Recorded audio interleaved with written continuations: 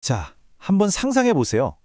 자신을 죽이려고 달려드는 성난 군중 앞에서 한 남자가 목숨을 걸고 연설을 시작합니다.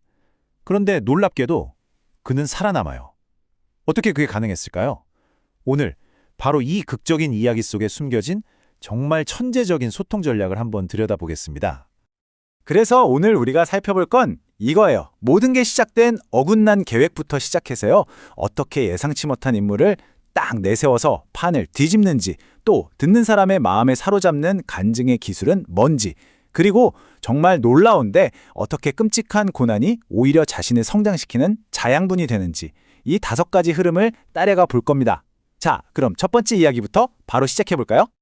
모든 이야기의 시작은요, 담에색으로 가는 길 위에서 벌어진 정말 영화 같은 운명의 대반전, 바로 거기서부터입니다. 여기서 정말 기가 막힌 아이러니가 보이지 않나요? 보세요. 바울이 원래 세웠던 계획은 사실 누군가를 파괴하기 위한 길이었어요. 그런데 정작 자기가 원하지도 않았는데 강제로 끌려가게 된 그 길, 그 고통스러운 길이 말이죠.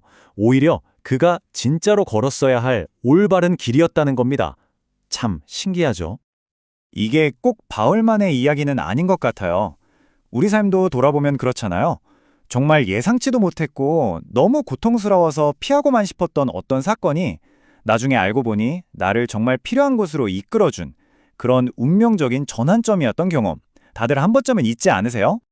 자, 이렇게 운명의 길은 바뀌었어요. 하지만 진짜 위기는 이제부터 시작입니다. 바울은 이제 목숨이 걸린 정말 숨막히는 긴장감 속에서 자기 자신이 어떻게 변했는지를 증명해야만 하는 상황에 놓인 거죠. 그러니까 지금 이 상황의 핵심이 뭐냐면요. 바울이 그냥 자기 경험담을 늘어놓는 게 아니라는 거예요. 이건 자기를 죽이려고 눈에 불을 켠 사람들 앞에서 목숨과 신념, 모든 걸 걸고 벌이는 아주 치밀하게 계산된 변론인 셈이죠. 이렇게 의심과 적개심으로 가득 찬 청중을 설득해야 하는 절체절명의 순간에 바울이 꺼내든 카드가 뭐였을까요? 바로 아주 예상 밖의 인물, 아나니아였습니다. 바울의 해법은 정말 천재적이었어요. 그게 뭐냐면 바로 청중이 이미 깊이 믿고 존경하는 제3자, 그 사람의 권위를 빌려오는 거였죠. 여기서 잘 들어보세요. 바울이 아나니아를 그냥 같은 신자라고 소개하지 않아요. 그게 핵심입니다. 먼저 유대인들의 율법과 그 사회 안에서 이 사람은 진짜 믿을 만한 사람이다 라는 신뢰도부터 확실하게 쌓고 들어가는 거죠. 이게 바로 바울 전략의 진짜 핵심이에요. 아나니아라는 일종의 신뢰의 다리를 딱 놓은 거죠. 그래서 적대적이었던 청중들이 의심을 거두고 저런 사람이 보증한다면 하면서 바울의 놀라운 변화를 믿고 그 다리를 건너올 수 있게 만든 겁니다. 대단하죠? 바울의 이 치밀한 전략은 여기서 끝나지 않습니다.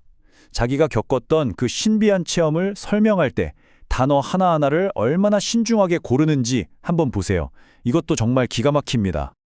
이 표를 보면 딱 감이 오시죠? 바울은 그냥 자기 입장에서 이게 팩트가 라고 말하지 않아요. 철저하게 듣는 사람, 즉 유대인들의 관점에 서서 그들이 받아들일 수 있는 단어, 그들이 이해할 수 있는 개념으로 메시지를 완전히 바꾸는 거죠. 결국 이게 모든 소통의 핵심인 것 같아요. 특히 좀 민감하거나 상대가 받아들이기 힘든 이야기를 할 때는 더더욱 그렇죠. 내 관점이 아니라 듣는 사람의 관점에서 그 사람의 언어로 말해야 한다는 것.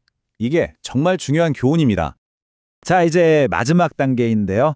어쩌면 오늘 이야기에서 가장 역설적이고 또 가장 깊은 울림을 주는 부분일지도 모르겠습니다. 바울의 끔찍했던 과거, 심지어 그가 저질렀던 폭력적인 행동들이 어떻게 오히려 그를 강하게 만드는 힘이 되었는지를 한번 들여다보죠.